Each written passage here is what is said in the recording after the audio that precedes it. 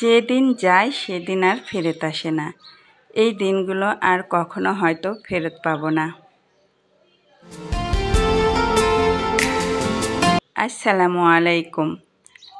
Hello viewer, সবাই কেমন আছো?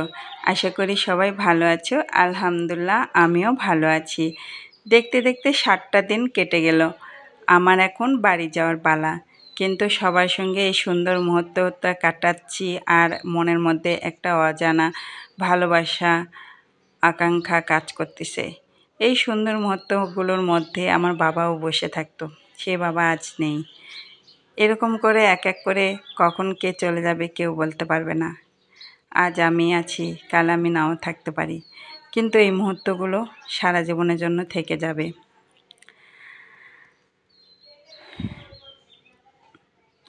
এখন আমি বের হয়েছি। বের হওয়ার মুহূর্তটা আমি ধরে রাখতে পারি নাই, কারণ আমার মা যখন আমি বের হই তখন আমার মা অনেক কান্না করে। তার জন্য আমি ওই মুহূর্তটা ধরে রাখতে পারি না। ট্রেনের জন্য অপেক্ষা করতেছি। ট্রেন আসবে কখন? এই ট্রেনের অপেক্ষাটা আমার একটুও ভালো লাগে না, কিন্তু আমার বাড়ির রাস্তায় ট্রেনেই যেতে হয়। কিছু করার নেই, এই ট্রেনেতেই আমাকে যেতে হবে। আমাদের এবার আবার একটু প্রবলেম হয়ে গিয়েছে। এরকম প্রবলেমে কেউ পড়েছে কি না তা জানি না।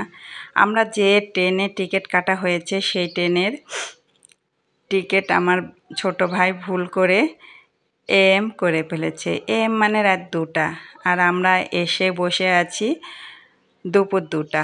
এসে দেখতেছি যে আমাদের ট্রেনের সময় উল্টাপাল্টা হয়েছে। তো এখন আমরা যে ট্রেন আছে সেই ট্রেনে উঠে পড়ব, তার জন্য অপেক্ষা করতেছি। আর সান্তা থেকে নাটোর যে কোনো ট্রেনেই যাওয়া যায়, কোনো প্রবলেম নেই, কিন্তু আমরা এখন আমাদের কোনো সিট নেই, এটাই বড় প্রবলেম। আর এই ঈদের মধ্যে সিটবিহীন ওঠা যে কত কষ্ট, আর এই কষ্টটাই আজকে আমাকে ভোগ করতে হচ্ছে। আমি কখনোই সিটবিহীন উঠি না, কারণ আমি আগেই 2 দিন আগে কেটে নেই, কিন্তু আমার ছোট ভাই অনলাইনে কেটেছে, তাই উল্টাপাল্টা করে ফেলেছে। তার জন্যই এই ভোগান্তি আমার আজকে করতে হচ্ছে। আমরা কোনো সিট পাই নাই। সিট না পাওয়ার কারণে আমরা দরজায় দাঁড়িয়ে দাঁড়িয়ে যাচ্ছি। আর টয়লেটের এত গন্ধ বের হচ্ছে, মানে আমি দাঁড়াই থাকতে পারতেছি না। আর আমার ছেলে অস্থির হয়ে গিয়েছে, মানে অসুস্থই বলা চলে। ও মানে খুব কষ্ট পাচ্ছে আর টয়লেটের দিকে তাকাচ্ছে আর অনেক বিরক্ত বোধ করতেছে। সেই মুহূর্তগুলো আসলে ধরে রাখার মতো না। আর আমরা কোনো রকম কোনো সিট পাই নাই, তার জন্য আমাদের একটু কষ্ট হয়ে গিয়েছে। আমরা দরজার কাছে দাঁড়াই দাঁড়াই বাড়িতে চলে আসতেছি। আর আমাদের বাড়িতে যেতে প্রায় 2-3 বার গাড়ি চেঞ্জ করতে হয়। এই ট্রেন থেকে আবার অটো, অটো থেকে আবার ভ্যান, আমাদের 3টা গাড়ি চেঞ্জ করতে হয়। এই কারণে আজ আমরা ট্রেন থেকে নেমে আবার অটোতে উঠেছি।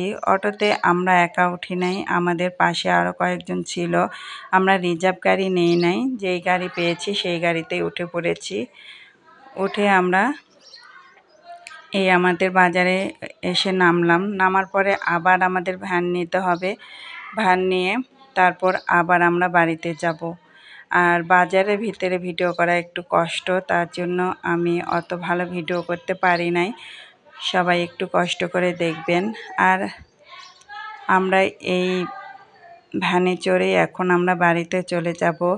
আর আমাদের ভিডিও যদি আপনাদের ভালো লেগে থাকে অবশ্যই লাইক করবেন, কমেন্ট করবেন, আর বেশি বেশি সাবস্ক্রাইব করবেন। সবাই ভালো থাকবেন, সুস্থ থাকবেন, আর আমাদের জন্য অনেক অনেক দোয়া করবেন। আলহামদুলিল্লাহ, আমিও সবার জন্য দোয়া করি সব সময়। সবাই যেন সুন্দর একটা জীবন পায়, সবাই যেন সুন্দর মুহূর্তগুলো ধরে রাখতে পারে, আর এই সময়গুলো নষ্ট না হয়। সবাই অনেক সতর্কভাবে চলাফেরা করবেন, কারণ একটা জীবন অনেক বড়। কারণ এই জীবন চলে গেলে আর কখনোই এই জীবনটা ফেরত পাবেন না। তার জন্য অবশ্যই সতর্কভাবে সবাই চলাফেরা করবেন, কারণ ব্যস্ততা থাকবেই, ব্যস্ততার মাঝেও নিজেকে একটু কন্ট্রোল করেই রাখতে হবে। আর আমি চলে আসলাম আমার বাড়িতে এসেই আমার মাথাটা নষ্ট, কারণ আমি 7 দিন পর বাড়িতে আসলে ওর আব্বু আমার ঘর টর সম্পূর্ণ ছড়াই ছিটাই রেখে কী যে অবস্থা করেছে, মানে আমি কোনো জায়গায় দাঁড়াতে পারতেছি না। এখন এই জিনিসগুলো আমার পরিষ্কার করতে প্রায় 1 সপ্তাহ লেগে যাবে। আমার এই ধোলানি খেতে হয় বাড়ি গেলে, বাড়ি থেকে এসে আমি সুন্দর পরিবেশ রেখে যাব, কিন্তু বাড়ি থেকে এসেই আমার আরও বেশি দ্বিগুণ কষ্ট করতে হয়। 7 দিনের আরাম হারাম হয়ে যায়। আর এখানে আমার আরও বেশি খারাপ লাগতেছে গাছগুলো দেখে, আর ফ্লোরের অবস্থা দেখে বুঝতে পারতেছেন কবে থেকে ঝাড়ু দেওয়া হয় নাই। আর আমার গাছগুলো একদম মলিন হয়ে গিয়েছে, মানে কোনো প্রাণ নেই। তাই আমি এসেই পানি দেওয়া শুরু করে দিয়েছি। ওর আব্বু নাকি পানি দিয়েছিল, কিন্তু মনে ছিল না। তারপরেও আমি আবার নতুন করে সব গাছগুলোতে পানি দিলাম, যাতে যেন ওরা আমার ছোঁয়া পেয়ে আবার সুস্থ হয়ে যায়, আবার প্রাণ ফেরত পায়। আসলে অনেক গরম, এই গরমের কারণে গাছে যদি একদিন পানি না দিই তাহলেই মনে হয় যে কবে থেকে গাছে পানি দেওয়া হয় নাই, আর গাছগুলো শুকিয়ে একদম মলিন হয়ে যায়। আর আমার গাছগুলো অনেক খারাপ হয়ে গিয়েছে, আর আমি সব গাছগুলোতেই পানি দিয়ে দিচ্ছি, যাতে যেন গাছগুলো আবার তরতাজা হয়ে যায়। আর আমার গাছগুলো সম্পূর্ণ গাছগুলো একদম মরে মরে গিয়েছে। আবার এদেরকে তাজা করতে আমার একটু সময় লেগে যাবে, কারণ ওর আব্বু ঠিক মতো পানি দেয় নাই। কারণ আমার গাছে ওর আব্বু কখনোই ভালো মতো পানি দেয় না, তার জন্যই আমার একটু প্রবলেম হয়ে যায়। আর আমি সব গাছগুলোই পানি দিয়ে দিলাম, পানি দিয়ে তাদেরকে একটু তাজা করে দিয়ে দিলাম। সবাই ভালো থাকবেন, সুস্থ থাকবেন, আর আমার গাছের জন্য অনেক অনেক দোয়া করবেন। আমার গাছগুলো যেন তাড়াতাড়ি সুস্থ হয়ে যায়। আর আমার ঘর টরের অবস্থা অনেক খারাপ।